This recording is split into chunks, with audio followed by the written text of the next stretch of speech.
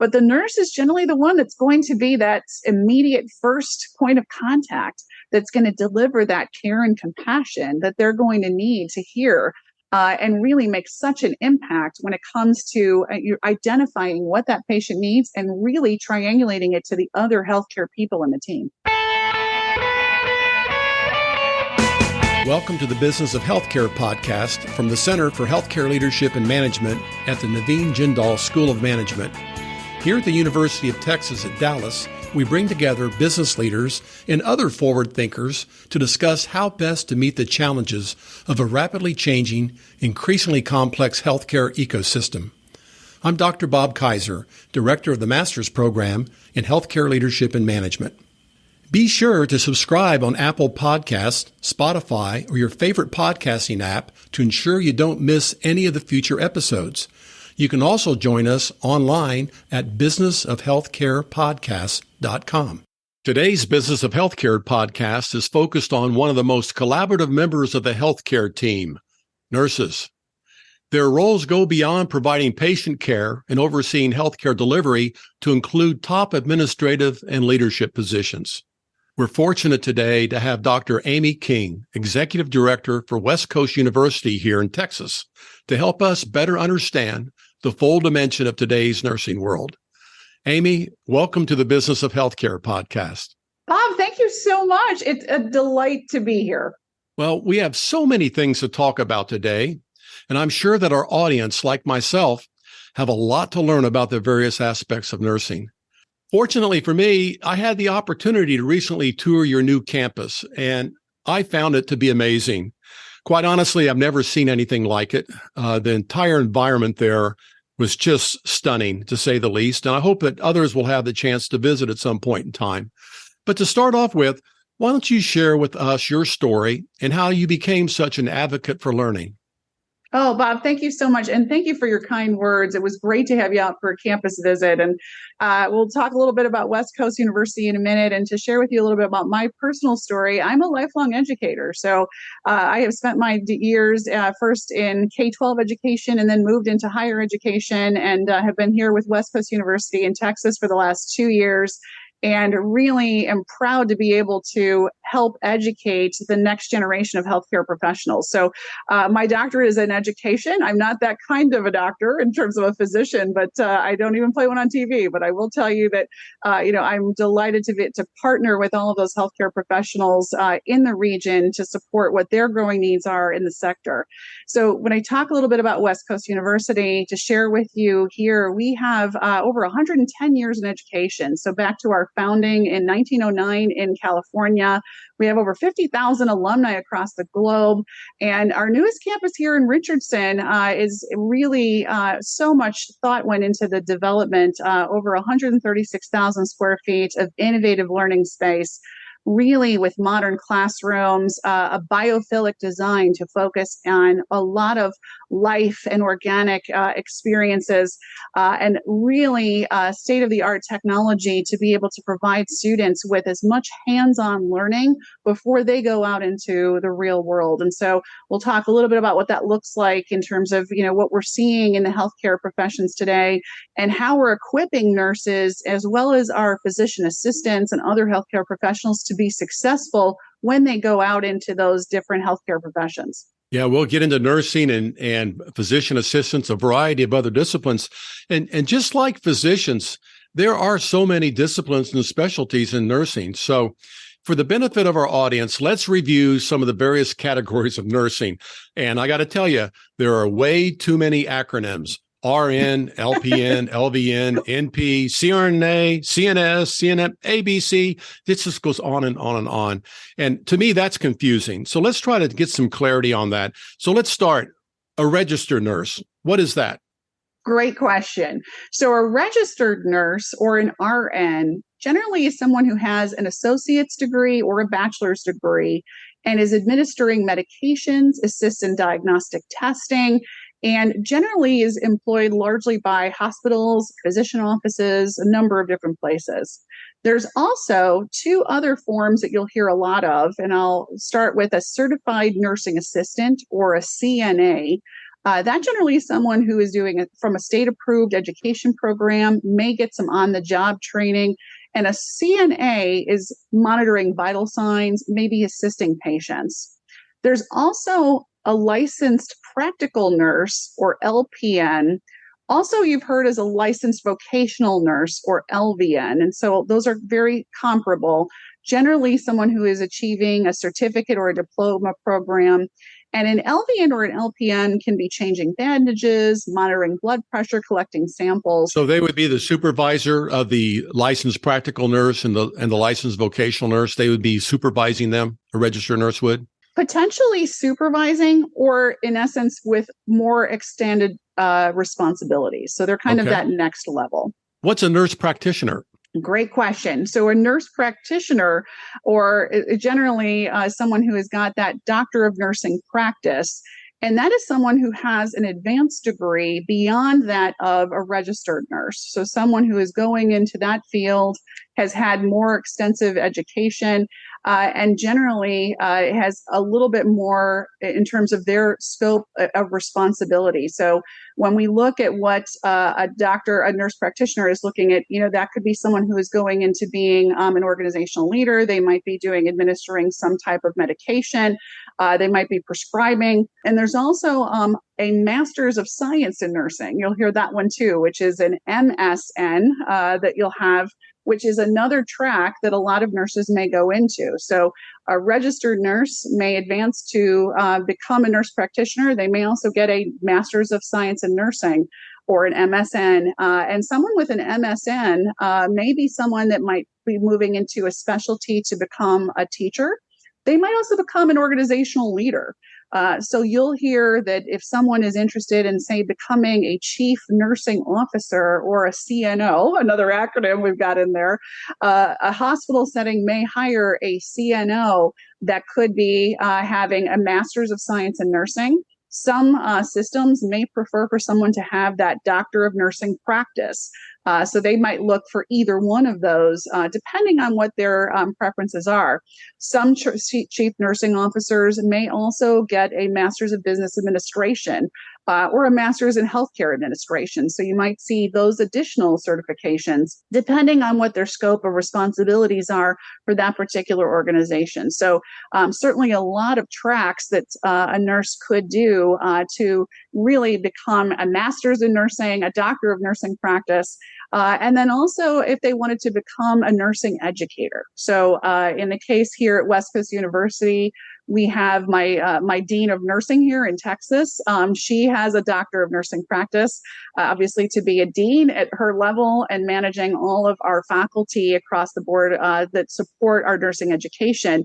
And that's pretty standard, for the Texas Board of Nursing locally, that we would be looking for that level of nursing expertise when you're training future nurses. So it's easy to say a nurse is not a nurse is not a nurse. And just like, specialties with physicians, you could be a clinical nurse specialist that would maybe focus on cardiology or oncology or pediatrics.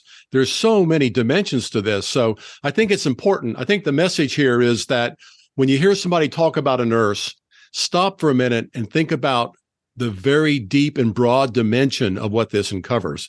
And it's changing all the time to include more and more and more. Is that right? So true, Bob. And as you're talking about the dimensions, when our nurses are training, we're actually having them work through a variety of clinical rotations with our community partners to give them that real world practice. And they are going through rotations in pediatrics, in the emergency room, in surgical. So they're getting exposure to so many of those different specialties. And to your point, oncology, right? They may end up becoming a nurse in any one of those fields and then deepening their experience as they get into the profession, where they're getting more and more exposure on the job. But yes, there can be so many different places where they are part of that healthcare team in any one of those different specialties. So, Amy, I saw an interesting statistic recently. It stated there's about 4 million registered nurses in the United States. 4 million. And they say this number is expected to grow by 7% in the next 10 years. Now, I remember when money grows at 7%, in 10 years, it doubles. If it grows at 7%, it doubles in 7 years. So this means that in the next 10 years, there might be a need for 8 million registered nurses. So is this something new? Is this what's going on with this? Is there a shortage of nurses? That's what I hear all the time. Yeah, there absolutely is. And, Bob, to your point, the anticipated demand for nursing is exponential. And I want to share with you a few key data points that I've seen here, particularly in Texas. So the Texas Department of State Health Services had identified that by 2032, the supply of registered nurses in the state of Texas, they're anticipating is going to be over 16% short of the anticipated demand. And that most of that is in inpatient hospital settings, specifically in North Texas. The supply of RNs they're forecasting is going to grow by 30%, but the demand is going to grow by almost 45%, which by 2032, they're expecting North Texas could have a gap of over 15,000 registered nurses. And so that is just in our immediate region here, which is really, really extraordinary. And to your point about what's really the reason for that, right? And we get that asked often. The number of pieces. First is the growing population, right? Here, as you know, in Texas, we're seeing really a robust economy. The DFW Metroplex in particular is among the fastest growing metropolitan areas nationwide. In fact, the Dallas Regional Economic Development Guide has indicated that DFW's population, we've grown by more than 20% over the last decade. And that's continuing exponentially, that the number of population growth and migrants from other states is just exploding that. So we're seeing population growing at a rate more than the supply can have. There's also a piece around the aging population. So that the need for more healthcare and increased healthcare is also growing from a demand. So not only do we have more population, but we also have the need for the population at different ages. And then there's also the equity gains that we have. So there is just really a perfect storm for that. We're also seeing too, and I'm sure you've heard, certainly coming off of the pandemic, there's been a lot of burnout in the industry that we're hearing from our hospital partners, where there has been turnover in some cases, nurses certainly being in short supply. And so our nursing graduates really have got so much opportunity to be able to secure employment. And we have so much of a need to attract more and more nurses across the entire industry. Yeah, I know there's underserved areas. There are these healthcare deserts where people don't have access. The aging population, like you mentioned, I'm trying to contribute to the aging population myself. And, there's a lot more chronic needs out there. And I do know this is that without the nurses that we have in place, the quality of care that the patients receive, it will not be sustainable. Anybody who's had any experience with a family member in a healthcare system will understand how important the nursing cooperation is with the physicians and the others, the administration. It's not an island anymore. They all have to interact with each other. They all have to share best practices. They all contribute to the quality.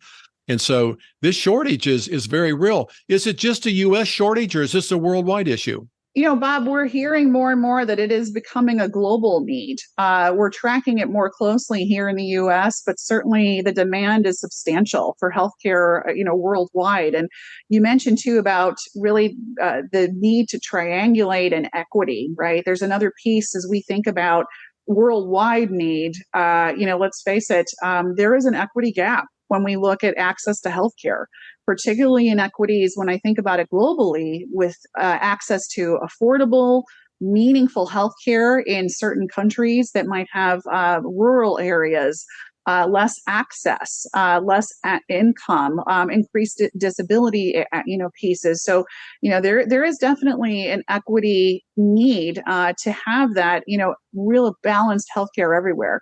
Nurses in particular play such a critical role when it comes to triangulating across the healthcare team, right? They are there really as that safety net to connect between the physician and the surgeon and, all of the different caregivers that might happen. And, you mentioned too, if let's say, we go to visit, a loved one or a care that we're going to see in the hospital, where's the first place you go? You go to the nurse's station, right? Yep. And you ask them how is my significant other doing, right? And you're going to certainly hear that from the physician, and you're going to hear that from all the healthcare professionals. But the nurse is generally the one that's going to be that immediate first point of contact that's going to deliver that care and compassion that they're going to need to hear, and really make such an impact when it comes to identifying what that patient needs and really triangulating it to the other healthcare people in the team. Yeah. So I think it's safe to say that predominantly nursing's been a female profession. Maybe it's because where it got started, people that were caregiving and doing domestic work, but it's really led to a more of a gendered stereotype. But are men becoming more actively involved in nursing? Do you see a trend moving that way? And what area of nursing is there a particular area that they focus in? Yeah, great question, Bob. And I will tell you, we are seeing a lot more of those gender barriers broken. We actually currently have over 100 students that have self-identified as male gender to be enrolled in our bachelor's in nursing program today. And, we see that, more and more today than ever before as we look at just really having diversification and really inclusion. So it is becoming less of a stereotype than it used to be. And I really haven't seen a specific specialty per se that, maybe a gender may gravitate towards more than another, other than just to say that, I think that, we're really looking to have that with open arms to anyone who wants to pursue it and has that leading with heart and care and is really willing to go the distance with that grit and perseverance to go through nursing school, and they can be incredibly successful.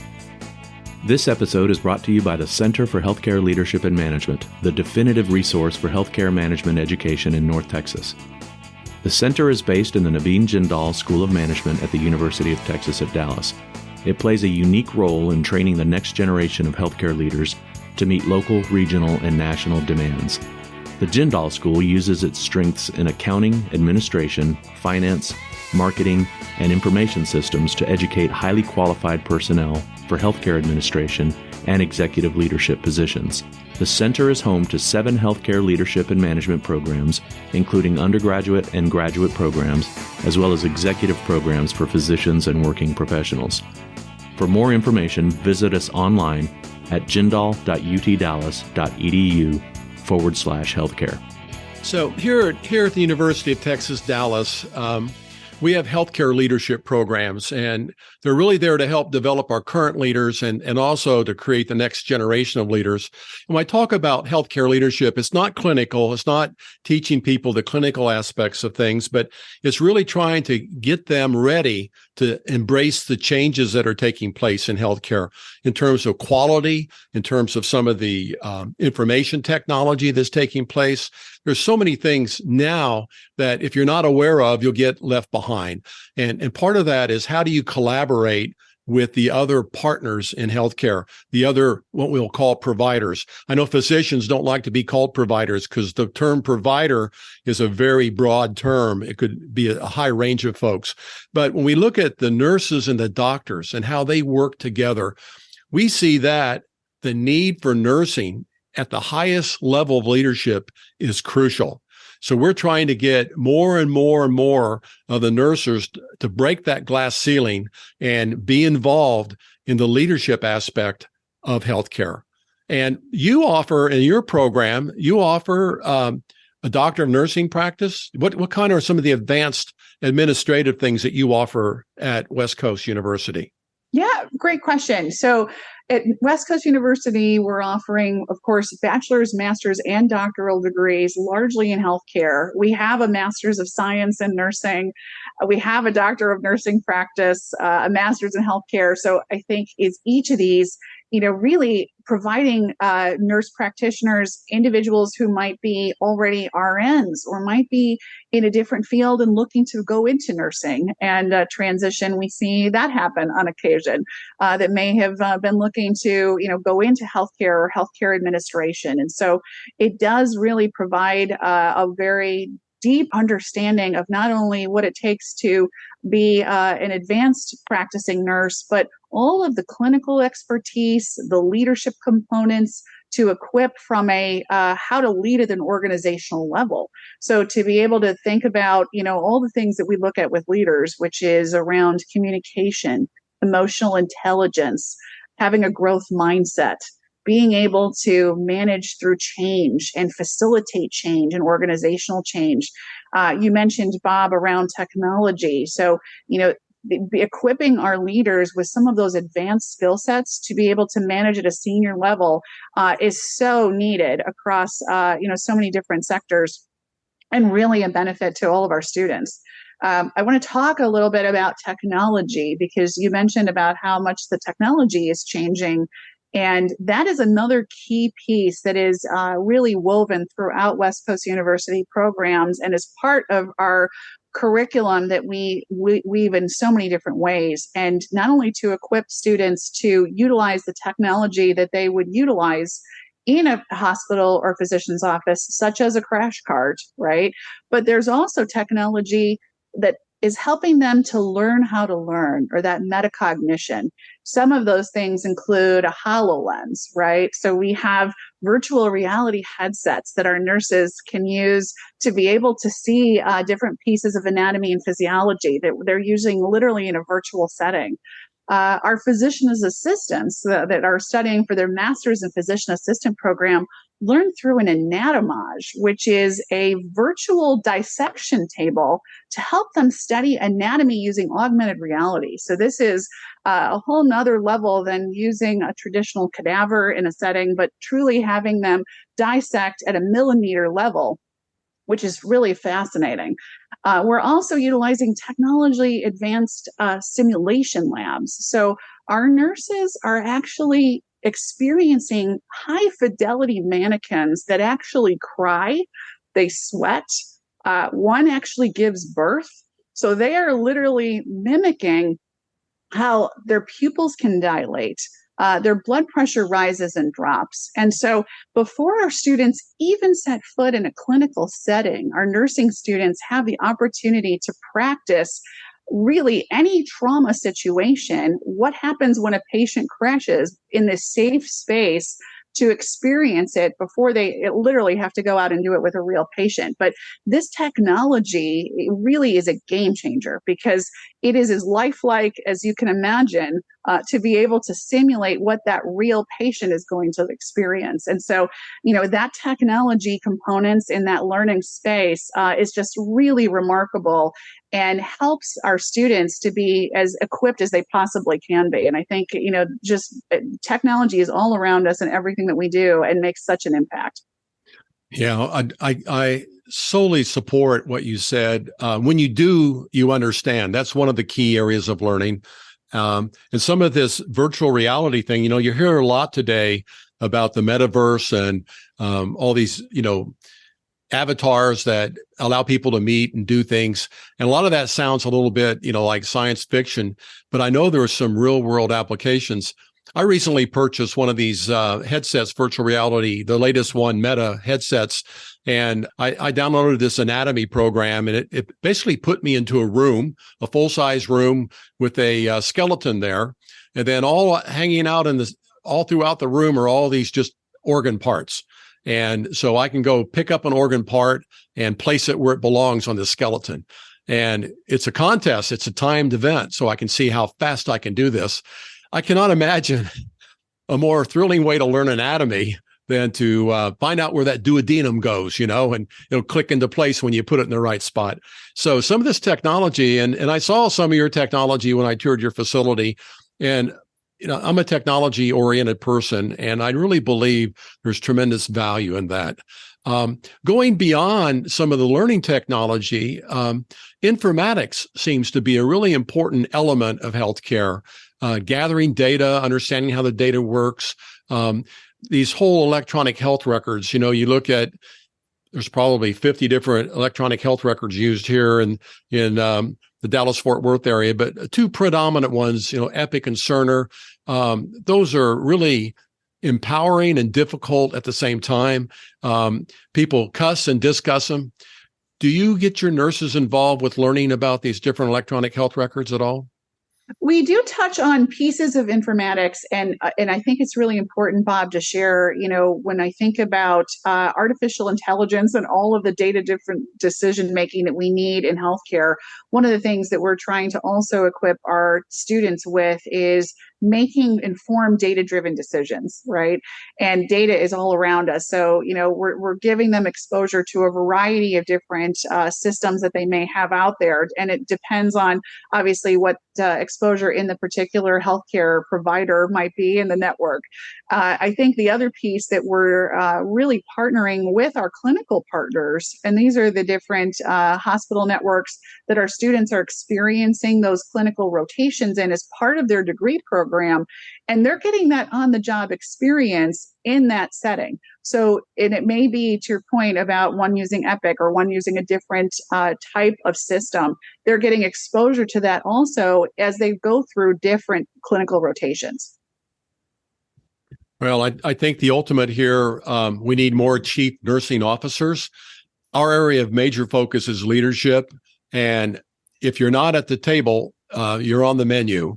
And I really believe we need to get more chief nursing officers in place at high-level leadership, reporting to CEOs, reporting to chief medical officers, reporting on bringing value of what they know and sharing that value across the board in terms of very important decision that takes place.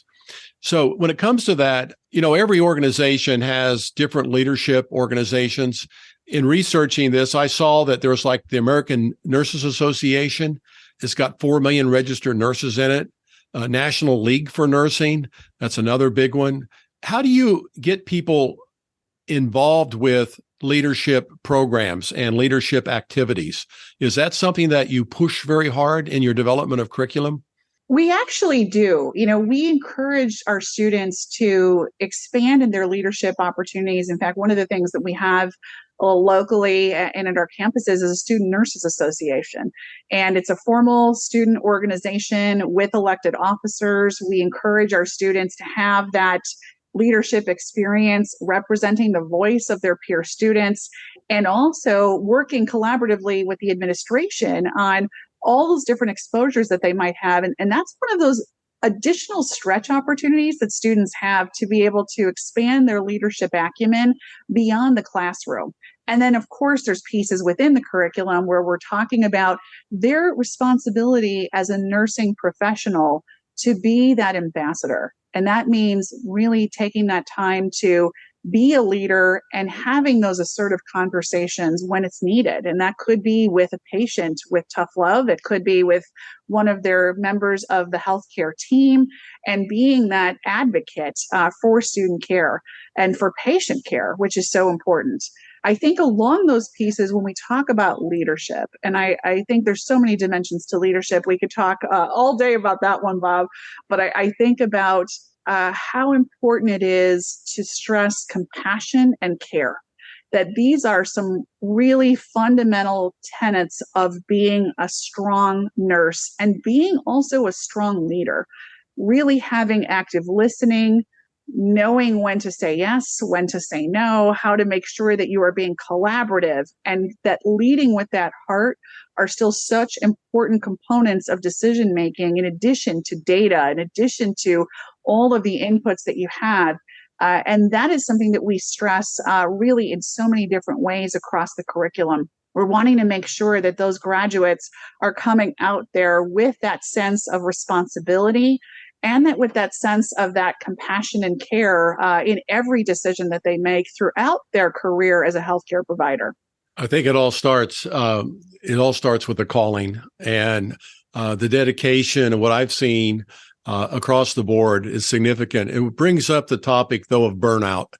And I know that burnout's a significant concern right now with doctors, with nurses. There's so much demand put on people. How do we manage through these stressful situations? You see things in the news about nurses going on strike, maybe because of pay or burnout or unions. Kind of paint a picture for what that's like in that world of nursing. How do you manage through these type of challenging circumstances? Yeah, Bob, as I think about it, I hear this from our healthcare partners, and certainly they can, they'd be good ones to talk through around what they see in their respective areas. But one thing that I hear about burnout is just to your point, they give their heart and soul. And sometimes that, compartmentalizing that when they have a patient loss, right, is very, very difficult. It's very painful for some of them, and recognizing how to manage through those pieces of loss. And as I hear from our partners around how do they help with that workforce, one of those things that I hear is a real big initiative that a lot of places are focused on is well-being amongst the caregivers, right?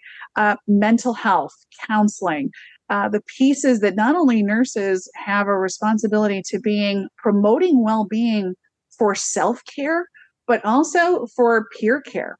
As much as they are giving to their patients, to make sure that they are doing that and taking care of themselves just as much.